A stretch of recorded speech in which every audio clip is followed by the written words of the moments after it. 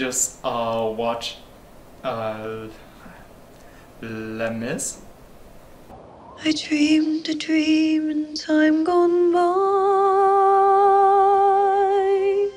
when hope was high, life worth living. It was so good. I never watched the actual show in Broadway or in London anywhere, but the movie was very good, and it kind of it's really like it's big like theme for me, because I don't know if you know this movement called Tiananmen Square. As the world watches and listens in horror, the peaceful pro-democracy demonstration in China comes to a violent and bloody end, crushed by waves of Chinese military forces. Hundreds of unarmed civilians, hungry for freedom, mowed down in Beijing by gun-firing soldiers. In China, there was a huge movement initiated by a bunch of students who wanted to achieve democracy and fight the corruption in the government. But they were crushed by the government, by tanks, gunfires. And it's actually a big event for me, because I was born in Beijing 5 days after the event, when the city was still under martial law. And that movie, Les Mis, was basically what I heard the Tiananmen Square incident to be. And they played the scenes with the songs, with the characters.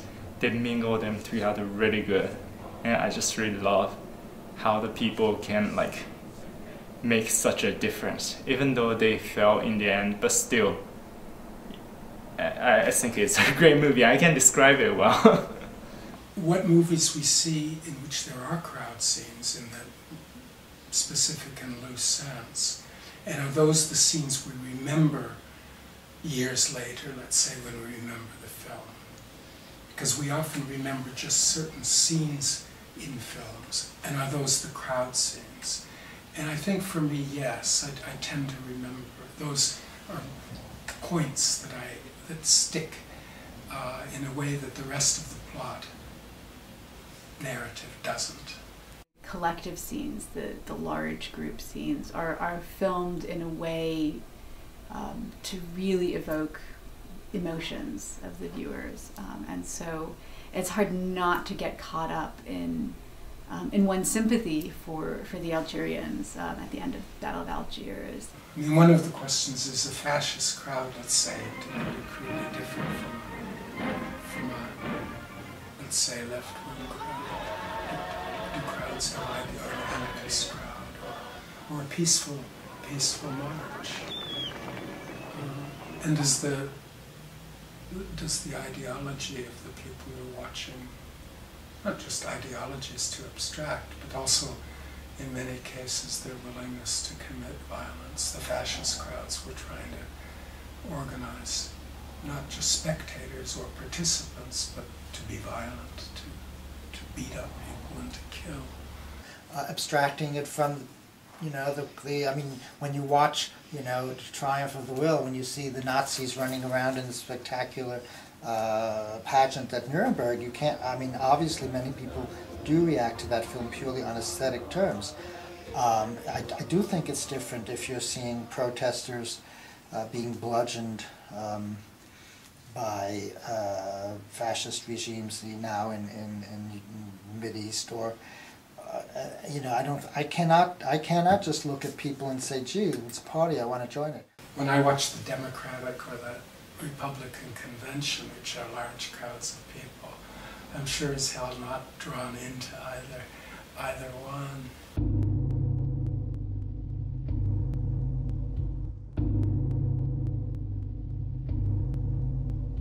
So the Battle of Algiers is a very interesting example of national cinema and the sort of impulse to create this national narrative on screen, and to use cinema as a tool for creating the national narrative. The film was made not very long after the events it describes. And so the involvement of the public in creating this film, and the use of non-professional actors, and the creation of these crowd scenes really taps into some very raw emotions about about colonization and about the struggle for independence, and so that there, what happens both on and off screen is this sort of constitution of a community, and a community against the French authorities, against colonization, and this statement about about the national struggle and about the will of the people. The Algerian people standing up as one and thinking that those are actors. And I don't know if that's Pontecorvo and Solinas's genius or what that is, but in some ways it's disturbing, because when you see what you think is a real event, if a similar event, and as you were saying before, not all countries have that, a history of that kind of demonstration. The devious thing would be to think that they're just acting, and in some ways I suppose they are. These either it's riots or either protests or people gathering together to do something, I think it shows, exemplify the society's culture and people's nature. Like, Japanese people are known to be very polite, and they are known to be very subtle. I guess because the Japanese, it's not in the Japanese people's nature to freak out or like go on protest to initiate political movement. If you actually portray that in movie, I think viewers will see that as unrealistic. Stalking the earth, crushing all before it, in a cyclonic cavalcade of electrifying horror, raging through the streets on a rampage of total destruction. Godzilla, King of the Monsters. The Battleship Potemkin or October are fantastic examples of that being drawn into the crowd and knowing that it's fictional, that it's just a movie, but still feeling something as if it were real. In a sense, it does become real. The film does, as you're watching the film, I think you really do get caught up in its representation of reality, and particularly the closing scene, the crowd scene at the end of the film, where it really does feel like this expression of these national desires, of actual demonstrations that took place. So one does get the sense that this is this sort of immediacy of the events portrayed. There's never an immediate, unmediated apprehension of the past. I don't think. I mean, the past is always seen. I mean, we don't live in the past. We live now. Having been, in a sense, in the past, we look at the present differently. We're formed now, so the only way we can understand. I mean, in a sense, all history is present history, in a sense. This is a debate among historians. I mean, can you really recreate the reality of the past? But one would come out of a movie on any period, and that having been, even knowing that it was in a fictional cinematic version, you look at the present, in a sense, from the perspective of the Stone Age. Or is it always a reality that reflects, I'm thinking more now of Michel de Certeau's work, it reflects the influence of the present. I mean, the present constantly reinterprets the past, and it forms its own image of the past. I mean, is there a real way of apprehending the past in some sort of pure thingness? And I don't think there is.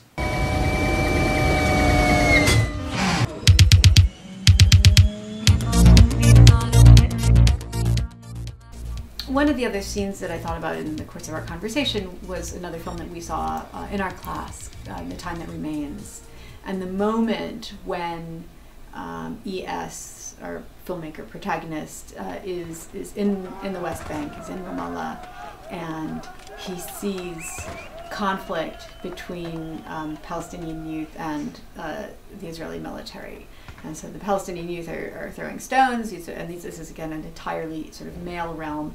They're throwing stones. The Israelis are responding with gunfire, and then it all screeches to a halt as a woman crosses the intersection, pushing a baby carriage.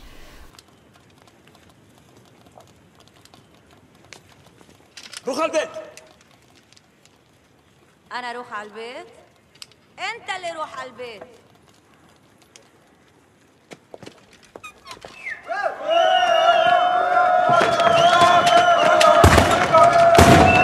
This is one of the examples, I think, of that I think isn't so much about the crowd scenes as it is about the kinds of the way that this film plays on media representations as well as the film adaptations of the conflict at a particular moment and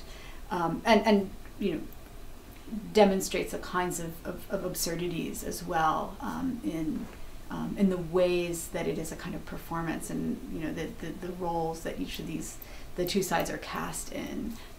Without in any way diminishing the actual violence and the casualties it has caused. For me, it's the structure is the same. It's obvious that there's supposedly an immediacy to television, to something that is supposedly a live broadcast. I find depictions of sporting events where you have a large crowd, let's say, disgusting, but also dangerous. Thinking particularly about Egypt, but not exclusively, about the regime, the Mubarak regime's anxieties about having large groups of people congregate, and that pretty much, basically that soccer games were pretty much the only times that that people could congregate in large numbers. If you have 100,000 people in a football stadium rooting for a team, one wonders, I think, if those 100,000 people were focusing their energy, whatever that might be, on some other event, world poverty or whatever the hell it is. One always wonders that. I spent a lot of time with Japanese friends and professors, and when we drink together, we talk about how the Americans are occupying Wall Street, the French are protesting over their taxes again, and a lot of my Japanese friends' comments are not like, oh, I sympathize with them, they're living a hard life, but rather, if they have the time to go to the street and protest, why don't they keep working and make themselves some money?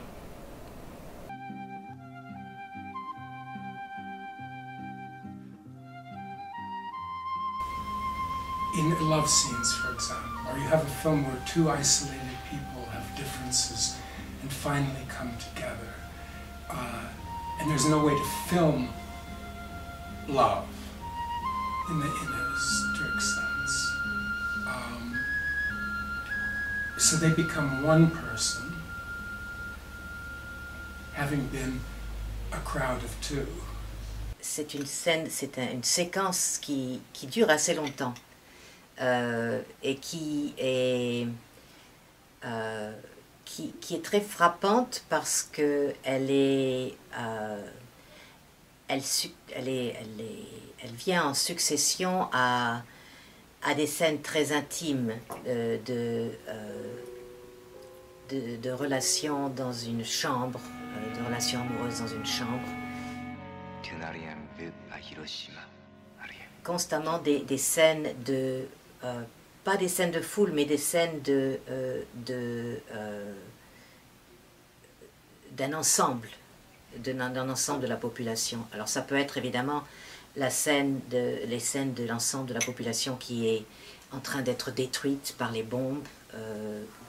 Alors c'est intéressant parce que c'est une reconstitution d'une sorte de parade, mais en même temps qui peut être aussi en même temps vue comme une manifestation pour la paix entre les peuples. Et il y a un moment d'euphorie quand on se rend compte que tous ces gens veulent la paix. C'est un moment d'euphorie, mais il y a aussi en même temps un moment où la foule continue à marcher dans un même sens et de façon presque mécanique, et c'est à ce moment-là que le couple d'amants, le japonais et la française, qui joue une infirmière, se retrouvent dans cette foule et essaient de rester ensemble, essaient de se donner la main. Et ce qui est intéressant, c'est que la foule, en quelque sorte, les sépare et les disperse et ils se perdent. Mais ils essaient pour se retrouver d'aller à contre-courant de la foule. C'est-à-dire peut-être de retrouver le moment de leur rencontre imaginaire pendant la guerre qui les avait... cette douleur commune qu'ils avaient l'un et l'autre dont ils ont fait l'expérience l'un et l'autre pendant la Deuxième Guerre mondiale, juste à la fin de la Deuxième Guerre mondiale en France pour la française, et juste au moment du bombardement d'Hiroshima pour le japonais.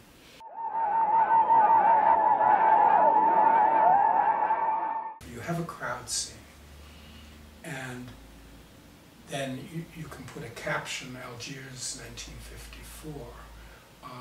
You can have diegetic or non-diegetic sound. You can have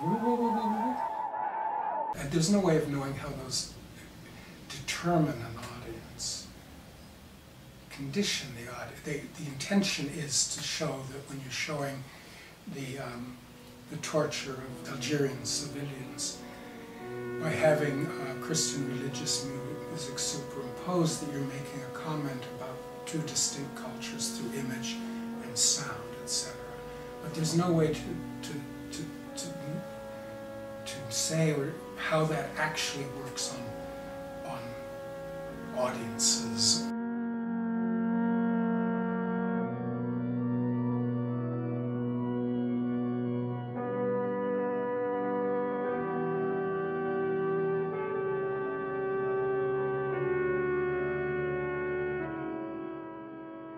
As a study of the motivations of the revolutionaries, as well as the failures of the techniques of torture.